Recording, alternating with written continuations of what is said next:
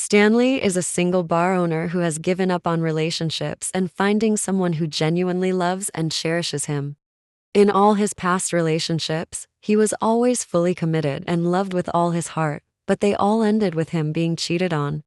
He sometimes wondered if he was cursed. Byron is a surgeon who is fully devoted to his job and doesn't make time for relationships or anything that might distract him. He's constantly occupied at work or reading medical books, and even when he has free time, he volunteers to cover someone's shift. His colleagues take advantage of this, knowing he'll never say no. He has no love life or relationship. The only relationship he has is with his family and his job. Stanley's mom was worried that her son no longer believed in love and might end up spending the rest of his life alone. Byron's mom was also concerned that her son would be alone forever, given how he prioritizes work over everything else and never takes the time to even go on a single date. The only time he ever dated was in his first year of college, and it lasted just 2 weeks. His boyfriend broke up with him because, during those 2 weeks, he never saw Byron again, after Byron agreed to date him. Byron didn't respond to his calls or messages, except to say he was busy. His boyfriend eventually found him in the library and broke up with him there. Byron simply nodded and nonchalantly returned to his studying, leaving his now ex-boyfriend standing there, stunned. One day, while browsing Facebook, Byron's mom came across a dating site for parents to match their kids. She had an idea and decided to sign Byron up. Almost immediately after setting up his profile, he got a match. She met up with the parent of Byron's match, who turned out to be Stanley's mom. Coincidentally, they were high school friends who had lost touch after graduation. They excitedly reminisced about the past and discussed their sons. They set up a date for Stanley and Byron, and now all that was left was to convince them to attend. For Byron's mom, even getting her son to talk on the phone for a decent amount of time was a challenge. When she finally managed to reach him, she tried her best to persuade him, but Byron declined. In the end, she convinced him to spend just 20 minutes of his lunch break meeting the date, assuring him that he could leave anytime afterward. On Stanley's mom's side, she was also struggling to convince Stanley to go on the date. Stanley kept reminding her that he was done with relationships. His mom reassured him that he didn't have to like the person, just meet him. In the end, Stanley let out a big sigh and agreed. The date took place at a pastry shop near Byron's hospital since he only had 20 minutes to spare. Byron arrived on time and waited for 5 minutes before deciding to leave, but Stanley showed up just as he was about to go. They recognized each other from the photos they had seen. As soon as Stanley sat down, Byron said, "You're late." Stanley replied, "Just 5 minutes." Byron shot back, "Do you know how much can happen in just 5 minutes? You can save a life in just 5 minutes." Stanley gave him a flat look and said, "Relax, it's not that serious. I'm here now. Did your mom force you to come too?" Byron replied, "Yeah, and I only have 20 minutes to spare." He glanced at his watch and added, 12 minutes now." Stanley scoffed, "In just a few seconds of meeting you, I can kind of see why you're still single at your age." Byron raised an eyebrow and asked sarcastically, "Why?" Stanley replied, "Because you're annoying. No one wants an annoying partner. I'm guessing you've never been in a real relationship." Byron answered, "I have." Stanley asked, "How long did that last?" Byron confidently replied, 2 weeks. Stanley burst out laughing. 2 weeks? That's it? Byron responded, "Yes. Honestly, I think dating is a waste of time and just causes unnecessary distractions. I don't need distractions in my life." Stanley smirked and asked teasingly, "So does that mean you've never had sex, and probably never even kissed anyone?" Byron asked, "Is that a bad thing?" Stanley gave a melodramatic gasp. "You really haven't? Not even a kiss?" Byron replied, "I'm very keen on oral hygiene. I can't just kiss anyone, and honestly, I don't have time to think about kissing someone." Stanley smirked, pulling his chair closer to Byron. He leaned in until his face was just inches away from Byron's and asked, "What do you think about my oral hygiene?" Byron pushed his chair back and replied, "Good." Stanley then asked, "So that means I can kiss you?" Byron glanced at his watch and said, "Your 12 minutes are up. I need to leave." He got up to go, but Stanley grabbed his wrist, stopping him, and sat him back down. Stanley said, I may not be open to relationships anymore, but I don't mind a one-night stand. Byron asked, Are you asking me to sleep with you? Stanley replied, I'm just saying. He pulled out a flyer for his bar and placed it on the table, saying, You can visit my bar anytime you're free. I won't charge you for anything. Byron raised an eyebrow. Who carries around a flyer on a date? Stanley grinned. I do. I'll be looking forward to seeing you. Byron stood up, hesitated for a moment, then took the flyer and folded it into his pocket. Stanley watched him with a smirk as he left. A month had passed since Stanley and Byron's date. Byron went on making himself busy at work, and Stanley also went on with managing his bar and avoiding relationships. Their mothers tried to arrange another date between them. Stanley was open to it because he thought Byron was hilarious, but Byron declined, saying he had no time. One day, Byron was called into his director's office and informed that he had earned a 1-week paid leave. Confused, Byron replied that he hadn't applied for any leave. The director explained that everyone had noticed how hard he worked and decided to give him the leave because he needed it. Byron argued that he didn't need a break, but the director insisted, saying it wasn't up for discussion. Reluctantly, Byron had to take the leave, much to the disappointment of his colleagues, who were unhappy now that they had no one to cover their shifts. On the first day of his leave, Byron woke up at his usual time, worked out, showered, ate, and then started reading one of the many medical books he had already read. By midday, he was already bored and itching to return to work. With no friends to talk to or hang out with, and having read every book he was interested in, he felt a deep sense of loneliness for the first time, even though he has always been comfortable being alone. He absent-mindedly skimmed through book after book, until a paper fell out of one of them. It was the flyer from Stanley's bar. Byron stared at the flyer, contemplating whether to go or not. Before he realized it, his legs had carried him to the bar. As he entered, the loud music immediately irritated him, and he turned to leave. Just then, Stanley called out his name. Stanley approached with a surprised but delighted expression. I honestly didn't think you'd ever come, Byron replied. I was just about to leave. It's too loud in here. He turned to leave, but Stanley stopped him, holding his hand. You just got here. You can't leave already. He then led Byron to a VIP room, where it was much quieter. Stanley made him sit down and said, Consider yourself a VIP. What would you like to drink? It's all on me. Byron replied, Freshly squeezed orange juice. Stanley asked, Who orders freshly squeezed orange juice at a bar? We only serve alcohol. Byron responded, Sorry, I don't take alcohol. It's really bad for your health, causes memory loss, dehydration, liver damage, stroke. Stanley quickly cut him off. Okay, I get it, Byron added. You should start thinking about quitting alcohol. Stanley asked with a grin, Is that you worrying about me? Byron replied, No, this is me advising you as a doctor. Stanley sighed and said, I'll go make you something. He left and came back with a mocktail he had mixed himself, handing it to Byron. Byron gave him a skeptical look. What's this? Stanley replied, Don't worry, it's not alcohol. Byron took a sip, and Stanley eagerly asked, Do you like it? Byron bluntly replied, No. Stanley clutched his chest in an exaggerated, melodramatic way. Ouch. I really put all my heart into making this just for you, you know. Byron gave Stanley a side-eye before taking another sip. Before he realized it, he had finished the entire drink. Stanley smirked.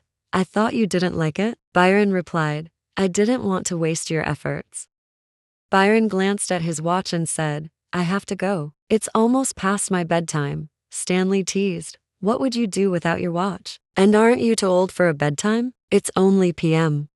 Byron replied, Nobody is too old for a bedtime. Before leaving, Byron asked, How do I pay for the drink? Stanley replied, I already told you, it's on me, don't worry. Byron said, I don't like owing anyone. I'd like to pay. Stanley agreed, Okay, if you insist. But we don't take cash, and our payment systems are down at the moment, so you can pay the next time you come here. Byron replied, I don't think I'll ever come back. Stanley said, You don't have to stay. Just pay then leave. Byron responded, Okay then. As Byron tried to leave, Stanley stopped him, saying, "You should leave something valuable behind so we can ensure you don't run off without paying. Bar policy." Byron sighed, checked himself for something he could leave, and reluctantly decided to leave his watch. Stanley remarked, "I'll take good care of it, don't worry," as Byron left. When Byron got home, he didn't feel as lonely anymore. He didn't feel like he had wasted time at Stanley's bar, as he normally would have. The next evening, he went back to pay his debt and retrieve his watch. At the entrance, a drunk man with a glass of beer blocked his way. The man stumbled and spilled beer all over Byron. Hating the smell and feeling uncomfortable, Byron maneuvered around the drunk man and spotted Stanley as he entered. He walked up to Stanley, who asked about his stained clothes. Byron explained what had happened and asked if he could get some clothes to change into. Although Byron never liked to wear someone else's clothes, it was better than his beer-stained one. Stanley said, "Of course," and led Byron to his small living space in the bar, where he often slept instead of going home. He pulled some clothes from his wardrobe and handed them to Byron, saying, "These may not be your style, but at least they're clean." Byron took the clothes and waited for Stanley to leave so he could change, but Stanley just stood there, also looking at him. Byron asked sarcastically, "Are you going to watch me change?" Stanley replied with a smirk, "Can I?" Byron asked, "Are you a pervert?" Stanley moved closer until there was almost no space between them, and asked, "Do I look like one?" Byron froze, his face just an inch from Stanley's. His gaze shifted from Stanley's eyes to his lips. Stanley slowly began leaning in, as if to kiss Byron. Byron asked almost inaudibly, "What are you doing?" without making any effort to move away. Stanley didn't respond and continued leaning in. Byron found himself closing his eyes and holding his breath. Just as Stanley's lips were about to touch Byron's, he stopped and asked, "What are you thinking?" then moved back. Byron opened his eyes and let out his breath, feeling embarrassed. Stanley said, "I was just returning your watch." Byron looked at his wrist and realized his watch was back on. He was so focused on Stanley's face and lips that he hadn't noticed Stanley putting it on him. Was he really going to let Stanley kiss him? Byron asked himself. Stanley added, "You can comfortably change now," and then walked out. Byron quickly changed and went out to pay for his drink, and immediately left. On his way out, he kept noticing couples kissing everywhere, and the image of Stanley almost kissing him kept flashing in his mind. He tried to ignore and went straight home. It was his bedtime, but as he lay in bed, he struggled to sleep, tossing and turning. Deviating from his usual routine, he turned on the TV, which he rarely used except for watching documentaries. The first thing he saw was a couple, in bed making love. He quickly switched it off. Instead of going back to bed, Byron found himself at Stanley's bar again. When he walked in and found Stanley, surprised to see him, asked, "Did you leave something behind?" Byron shook his head, and Stanley teased, "Then did you miss me already?" Byron blurted out, "Are you still thinking about having a one-night stand?" Stanley, taken aback, asked, "Huh?" Byron quickly replied, "Never mind." He turned to leave, but Stanley blocked his way, asking with a slight grin, "Are you serious?" Byron replied, "I don't know. I think there's something wrong with me." Stanley moved close to Byron's ear and whispered, "Are you going through puberty now?" with a teasing smile. Byron slightly pushed his head back and said, "Forget I ever asked." Stanley moved closer, slipping his finger into the waistband of Byron's pants, caressing his lower abdomen, while flirtatiously staring at him, asking in a low voice, "Are you sure?" Byron pulled Stanley's finger out, turned, and headed to Stanley's room. Stanley smirked as he followed. As soon as they entered the room and shut the door, Stanley grabbed Byron by the neck. He hovered his lips close to Byron's and whispered, "Tell me to stop, and I will." Then, he pressed his lips against Byron's. Byron felt a mix of excitement and nerves. As Stanley deepened the kiss, gently gripping Byron's neck, Byron wasn't sure how to respond. It was his first time kissing, and a deep one at that, but it wasn't long before he got the hang of it, kissing back in sync with Stanley. He never thought he would enjoy the feeling of someone's tongue in his mouth. Stanley slowly moved forward, their hungry kiss continuing, causing Byron to step back towards the bed. When they reached it, Stanley gently pushed Byron onto it as they both tumbled down together, not breaking the kiss. With one hand, Stanley began slowly removing Byron's shirt, his fingers caressing Byron's skin as he did so.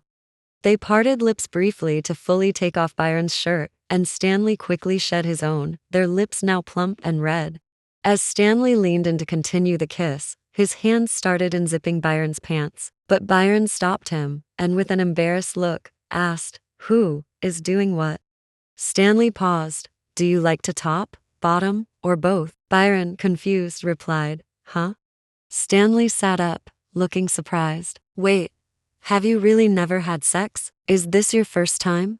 Byron responded, "Did you think I was lying?" Stanley said, "Maybe. Are you sure you want to do this? Don't you want to wait and have your first time with someone special? You know, someone you love."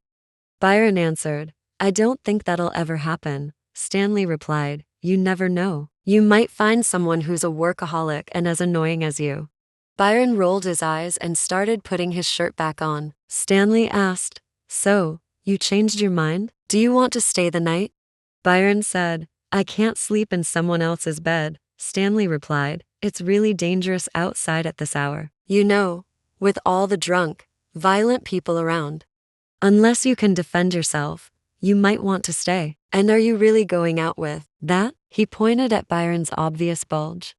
Byron quickly covered it with a pillow, and Stanley added, "I can help with that if you want." Byron declined, "No, thank you." Stanley shrugged, "Okay, I'm heading back to the bar to check on things. Make yourself at home," he said before leaving. Byron removed the pillow, covering his obvious bulge, unsure of what to do with it. He slid into the bed, pulling the blanket over himself, and started taking slow, deep breaths. Later, when Stanley returned after closing his bar, he found Byron deeply asleep, completely covered by the blanket. Smiling, Stanley gently pulled the cover down from Byron's face before laying down beside him to sleep.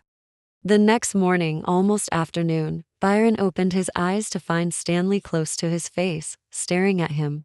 Stanley remarked, "You slept soundly for someone who can't sleep in someone else's bed." Byron replied, "Good morning to you too," as he sat up.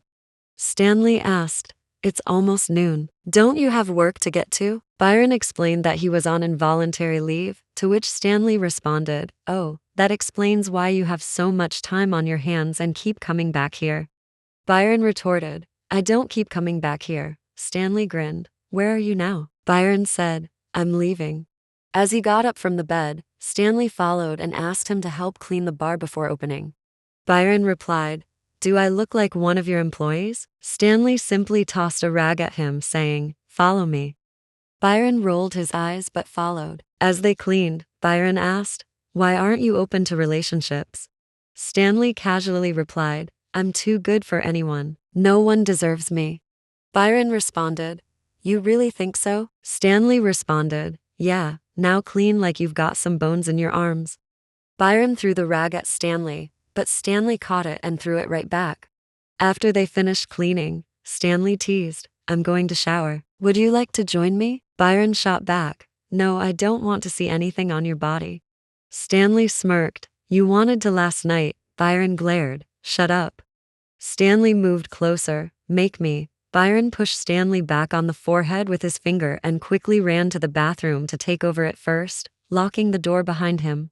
Stanley waited till he heard Byron in the shower before calling out, "We'll see who's going to bring you a towel and fresh clothes." Byron looked around, realizing there was no towel. After his shower, he reluctantly called out for one. Stanley grinned, "I told you." "Say please," Byron retorted, "You're not going to keep me here forever." Stanley replied, "Wanna bet?" Finally, Byron gave in, "Okay, fine. Please." Stanley moved closer to the door. "I can't hear you." Byron repeated, louder this time, "Please?" Satisfied, Stanley handed him the towel and some clothes. After his own shower, Stanley returned to find Byron still there. "Aren't you leaving?" he asked. Byron, not wanting to return to his lonely house, replied, "I will, after I eat. I've never skipped breakfast." Stanley replied, I don't have anything to offer, except some alcohol, if you're interested. Byron made a face. No, thanks. Without any more excuses to stay, Byron had to leave. Back at his house, Byron luckily found something to keep himself busy. A college intern he had mentored before asked for help with a thesis. The next day, he went to visit his mom. As soon as she saw him, she had a suspicious smile on her face. "What's with that smile?" he asked. She replied, "Nothing. I just heard you've been meeting our Stanley." Byron raised an eyebrow. "Our Stanley? Have you paid someone to spy on me?" His mom chuckled. "Of course not. Someone I know saw you and told me." Byron gave her a suspicious look but then hugged her, as it had been a while since they'd seen each other. Noticing, his mom asked, "Did something happen at work? How come you're here at this time?" He told her about his paid leave, and she smiled, saying, "Then you can meet with Stanley more." Byron sighed. "Am I your son or is Stanley?" His mom grinned. "I wouldn't mind having one more son." Byron sighed again as she added, "So, how much progress have you both made? Are you dating already?" He quickly responded, "Of course not. We're not even friends." His mom replied, "Okay, you both can take your time." Byron then said, "Can we talk about something else? Have some mother and son time?" His mom looked surprised. This was the first time he had ever suggested something like that. Normally, he would rather read his books than talk about unnecessary stuff. Byron asked, "Did I always make you feel lonely? I was hardly ever home, and even when I was, I didn't spend time with you. You must have felt really lonely." His mom hugged him, saying, "I knew you were working towards your dreams, and if that made you happy, then I'm happy too. Although there were times I wished for some mother and son moments, all that matters is that you're healthy and happy." They hugged and spent the rest of the day together. Byron spent the rest of his free week with his mom, doing things they'd never done before, going on spa dates, cooking together, watching movies. He decided it was time to stop prioritizing work alone and start focusing more on his loved ones and himself. Byron's leave ended, and he returned to the hospital. A few weeks passed, and while he still found it hard to say no to his colleagues, he made sure to carve out free time for himself, avoiding unnecessary busyness. One day, as he was heading for his lunch break, he spotted Stanley with blood running down the side of his head, a nurse tending to the wound. Concerned, Byron hurried over and asked what had happened. Stanley explained that he had been trying to break up a fight at his bar when someone hit him on the head with a heavy bottle. "She says I'm going to need stitches," Stanley added, pointing to the nurse. Byron examined the wound and confirmed that stitches were indeed necessary. Stanley asked, "Does it hurt?" Byron bluntly replied, "Yes." Stanley groaned, "Can't you at least lie to put me at ease?" Byron responded, "You're not a baby." When Stanley noticed the nurse preparing the suturing materials, he grabbed onto Byron's coat with a pleading look. "Can you do it instead? I'll feel a bit better if you do it." Byron sighed, "It's not my job," but Stanley clutched his coat even tighter. "Please, please, please." With a sigh, Byron relented and took over from the nurse, instructing Stanley to stay still and keep quiet. Stanley started whining even before Byron began, asking, "Aren't you going to inject me with anesthesia or something to knock me out?" Byron, unfazed, replied, "Your wound isn't that deep. Just some numbing cream will do." As he started the procedure, Stanley begged Byron to talk to distract him. Byron asked him to shut up, assuring him it would be over in a few minutes. Stanley, nervous, wrapped his arms around Byron's waist, holding on tightly. Before he knew it, Byron was done, with only the bandage left to apply. Byron instructed Stanley to keep the wound dry and return in a week for a checkup. He stared at Stanley with an expressionless face, making Stanley wonder why he was being stared at. Byron then said, "You can let go of me now." Stanley quickly released his grip, realizing he was still holding on. Byron walked away, reminding him once more to keep the wound dry. Stanley then went to pay his bill and left. The next day after work, sitting at home, Byron thought of going to see Stanley, but he needed a reason too.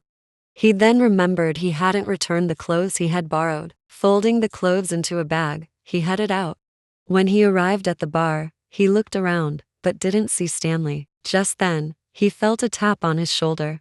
Startled, he turned around to see Stanley grinning at him. "Did you miss me already?" Stanley teased. Byron, trying to play it cool, replied, I just came to return your clothes. Stanley smirked. Took you long enough. You forgot about me once you went back to work. Byron shot back. What stopped you from reaching out first? Stanley shrugged. How could I? I don't even have your contact. But you have mine. It was on the flyer I gave you. Byron lied, saying he had already thrown it away. Stanley, unfazed, said, Good thing I keep plenty of them. He pulled a folded flyer out of his pocket and handed it to Byron, who reluctantly slid it into his pocket before handing Stanley the clothes.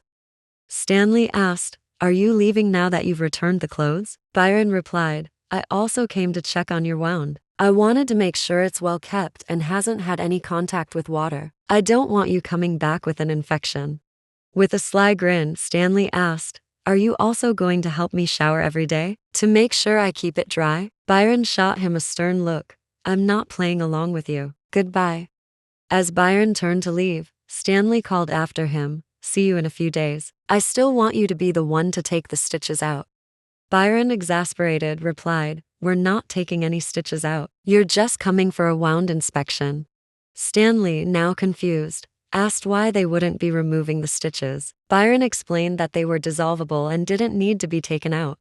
Stanley, with a slightly terrified expression, asked, So I'll be walking around with stitches in my head? Byron rolled his eyes. Do you know what dissolvable means? You'll be fine. Stanley finally nodded. Okay, I'm trusting you. With that, Byron left and headed back home. The next day during his work break, Byron decided to text Stanley so that he will also have his number. Although he had saved Stanley's number from the flyer earlier, he had never thought of texting him. Not wanting to introduce himself in the text, Byron opted to upload his picture on his profile so Stanley would recognize who he was. Going through his gallery, he found only old graduation pictures, group photos with work colleagues and directors, and a passport-style photo. He chose the passport photo and sent a message, Make sure to avoid alcohol while the wound is still healing. I'd prefer if you quit entirely even after the wound heals, but it's your choice. Stanley opened the message almost immediately. Byron eagerly awaited a reply. After a few minutes, Stanley responded by laughing at Byron for using a passport photo as his profile picture, completely ignoring the content of the message. Upset, Byron deleted his profile picture and chose not to respond. The following appointment day, when Stanley came in, Byron was visibly upset. Throughout the inspection and redressing of Stanley's wound, Byron remained silent and ignored Stanley's questions.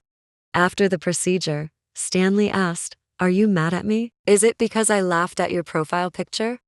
Byron glared at Stanley, confirming his suspicion. Stanley apologized. I'm sorry for laughing. It's actually kind of cute. Please don't be mad at me. Byron responded, Who's mad at you? Stanley then took Byron's phone and opened the camera. Standing close to Byron, he touched his cheek with his own to take a photo, asking Byron to smile. Byron refused to smile, so Stanley tickled him, making Byron laugh. Stanley captured the moment and set the photo as Byron's new profile picture. He told Byron he could delete it if he didn't like it. Byron looked at the photo and almost gave out a smile. Just then, Byron's mom called after seeing the picture of Stanley and Byron on his profile. She asked to speak to Stanley upon learning he was with Byron, and invited him to dinner at her house whenever he was free. Byron was about to decline the invitation for Stanley, but Stanley excitedly agreed. Byron asked, Why didn't you decline? Stanley shrugged. Why should I? Byron sighed. I'm done with you. You can leave now, then left. At home, Stanley called Byron just to ask if he was still mad at him. Byron replied, No, and Stanley responded, Okay, good night. Before hanging up, Byron left the profile picture Stanley had set and found himself smiling whenever he looked at it. Over the following days, Stanley called Byron at random times just to ask random questions before hanging up. They frequently met at the bar, and Stanley even visited Byron's house often. They never really had anything to say to each other whenever they met, just throwing shades at each other and Stanley teasingly flirting with Byron. One night, Stanley was at his bar when his ex-boyfriend, Tim, walked in with the girl he had cheated on him with. Tim, showing no sign of remorse, greeted Stanley and asked how life was going. Stanley curtly replied that it was no longer Tim's concern and asked why he was there. Tim explained that his girlfriend wanted to visit the bar and he couldn't refuse her request, so they came. Stanley forced a smile, told them to sit wherever they liked, and told them that his bartenders would attend to them. Ignoring Tim's attempt to say more, Stanley retreated to his room. Once there, he reached for a bottle of whiskey. Tim had been someone Stanley thought was the one, and he had invested deeply in their relationship, making sacrifices and loving without regret. Tim had reciprocated, or so Stanley believed, until he discovered Tim's cheating. When Stanley confronted him, Tim showed no remorse and simply ended their relationship. Stanley hadn't cried after that. He had stopped crying after his fourth breakup. He took a sip of the whiskey, wanting to get himself drunk, but at that moment, remembered Byron always asking him to quit. He set the bottle aside and went out for a walk. After wandering aimlessly for a while, he found himself in front of Byron's house. The lights were off, indicating Byron wasn't home yet. Stanley sat down by the door, waiting for Byron to return. Byron returned home to find Stanley sitting by his door. Startled at first, Byron soon recognized him and asked, "What are you doing here at this time?" Stanley stood up and replied, "I just ended up here." Byron noticed the smell of alcohol and asked, "Did you drink? Are you drunk?" Stanley shook his head and said, "I only had a sip, but stopped because you asked me to quit." Byron then asked, "So how did you end up here?" Stanley looked at Byron, unable to answer, and then suddenly burst into tears. Byron was taken aback and confused, repeatedly asking what was wrong. Eventually, he gave up and just embraced Stanley, patting his back. They stood at the door in that position for several minutes, with Stanley continuing to cry.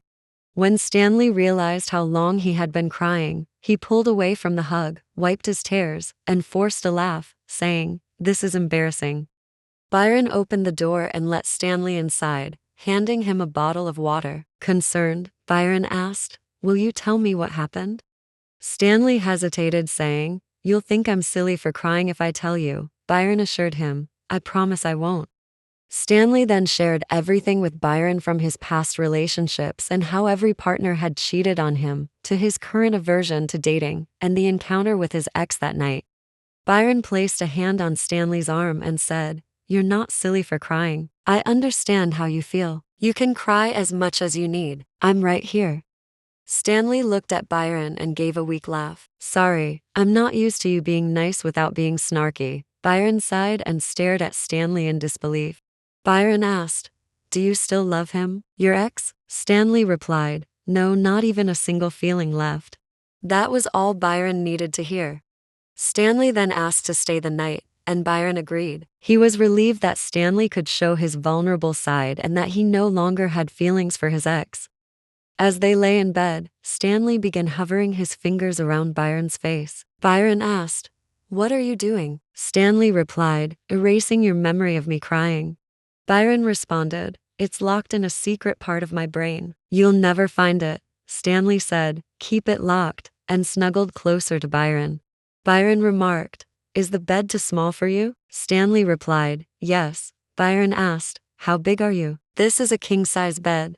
Stanley answered, "Just let me hug you for the night. You hugged me when you slept at my place the other day." Byron argued, "I didn't." Stanley said, "How would you know? You were deeply asleep." Byron replied, "Okay, shut up and sleep." Stanley sighed, "My grace period is over." Byron said, "Good night," and Stanley replied, "Good night." Since that day, the two grew closer. Byron became less snarky and more caring and attentive, while Stanley remained his usual self.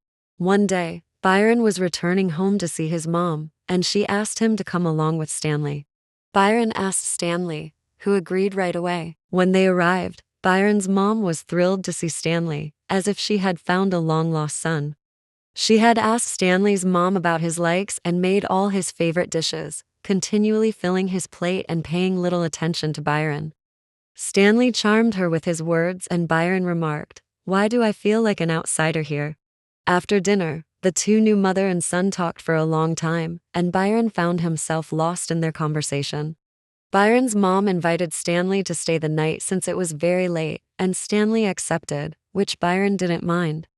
Byron's bed was quite small, but they both insisted on sleeping on it together, lying on their sides with their faces close.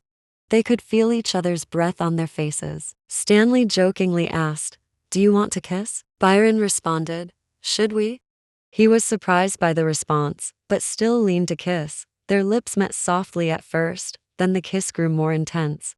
Stanley moved on top of Byron, deepening the kiss. Byron wondered about where this was leading. He no longer minded having his first time with Stanley. Suddenly, Stanley stopped and got off, saying he was going to sleep on the floor. Byron asked what was wrong, and Stanley simply replied, "Nothing." Stanley laid a blanket and pillow on the floor and went to sleep without saying another word. Byron lay in bed, confused by Stanley's abrupt change in mood. The first time Stanley kissed Byron, it felt casual and with no feelings, but now he was experiencing a strong attraction, as if he had fallen in love. The feeling of falling in love or being in love is something he wants to avoid, but now he's feeling it. By morning, Stanley had pushed these emotions aside and resumed his usual behavior. Byron didn't question the change in Stanley's mood, and their relationship continued as before. Stanley was visiting his employee who got hurt trying to separate a fight like him, but not as serious as his, at the same hospital Byron worked in. At the entrance, Stanley saw Byron hugging a woman with a smile. He felt a mix of anger, disappointment, and sadness. Stanley quickly turned to leave, and Byron noticed him, but couldn't go after him since he was on duty with patients to attend to. The woman Byron was hugging was a patient who had expressed her feelings for him, but he had always gently declined. She had tripped, possibly intentionally, and ended up in his arms. Byron spent the rest of the day eagerly awaiting the end of his shift, packing his things and heading out the moment it was over. For the first time, he declined to cover any of his colleagues' shifts, surprising them. All Byron focused on was reaching Stanley. When Byron arrived, Stanley didn't greet him with his usual enthusiasm. Byron asked, "Are you mad at me about something?" Stanley replied, "Why would I be?" Byron said, "If it's about what you saw earlier, it's not what you think." He then explained what really happened. Stanley responded, "You don't have to explain anything to me. It's not like we're dating or anything. You can do whatever you want with whoever you want." Stanley's words stung Byron, but he knew they were true. They weren't dating. They were nothing to each other. Byron replied, "I just thought I should explain." Stanley said, "I think we've been seeing and spending time together too often, and I don't like it. I think it needs to end here."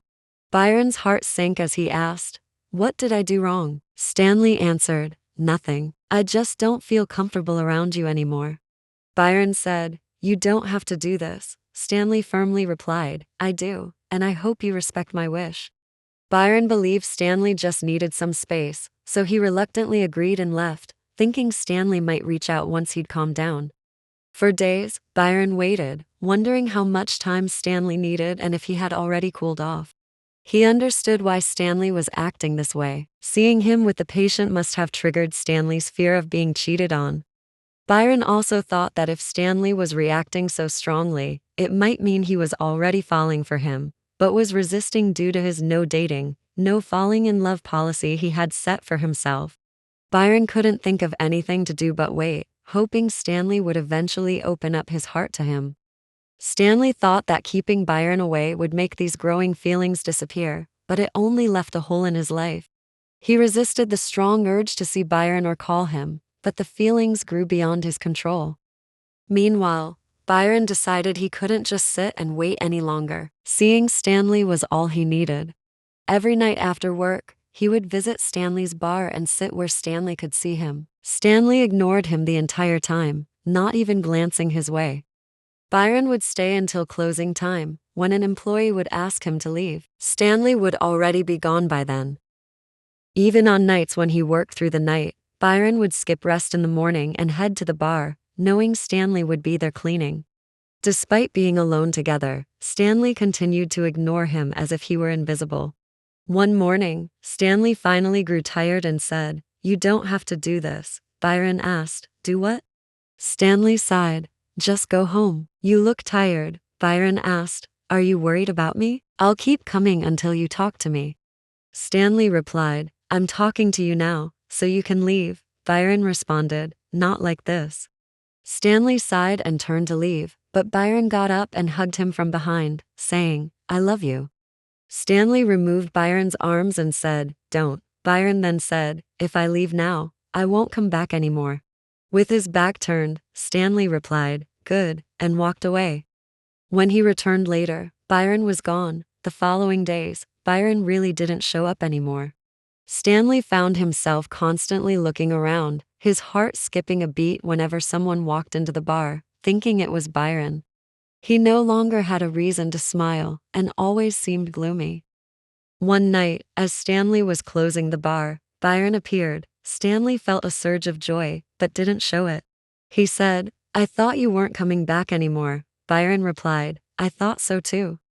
Just then, they heard gunshots. Stanley quickly grabbed Byron's hand, pulling him into the bar and locking the door from the inside, all while still holding Byron's hand. Byron asked, do you experience this often? Stanley nodded, trying to pull his hand away, but Byron held on tighter and moved closer. Byron said, I wanted to respect your wish and let you go, but I couldn't. I understand why you've been acting this way, and I don't think you're being unreasonable at all. You know, I've had so many patients who told me how they healed from their past because they met someone who truly loved and cherished them. I want to be that person for you. I know it's hard to trust and open up your heart again, but can you give yourself and me a chance? Let me replace your bad memories with happy, memorable ones. Can you give me a chance to love you? I may be clueless about dating, but I know how much I love you and how far I'm willing to go just to make every day a happy and loving memory for you. I just need you to take one step towards me, and I'll take the other 99 steps to be with you. Stanley glanced at the space between them and jokingly remarked, there aren't many steps between us to take right now. Byron sighed and face-palmed. Stanley continued, I'm sorry for making you wait and for pushing you away. I don't want to do that anymore. I love you too. Byron smiled warmly and pulled Stanley into a tight hug. Stanley hugged him back, saying, I'll admit, I really missed you when you were gone. Byron replied, I know. Stanley chuckled, okay, Mr. Know-It-All. Byron smiled and kissed Stanley's neck as they hugged. Stanley pulled back and said, I don't want it there, pointing to his lips. Byron leaned in and gave Stanley a quick peck on the lips. Stanley smirked, that's not enough, then pulled Byron into a tender, passionate, and sensual kiss that left Byron's legs feeling like jelly. Byron and Stanley's moms were overjoyed when they found out their sons were finally dating. When Stanley's mom met Byron, he instantly became the favorite son of the house. Stanley often joked that they should swap moms. Byron stayed true to his word, making Stanley forget his past pains, never giving him a reason to doubt their relationship.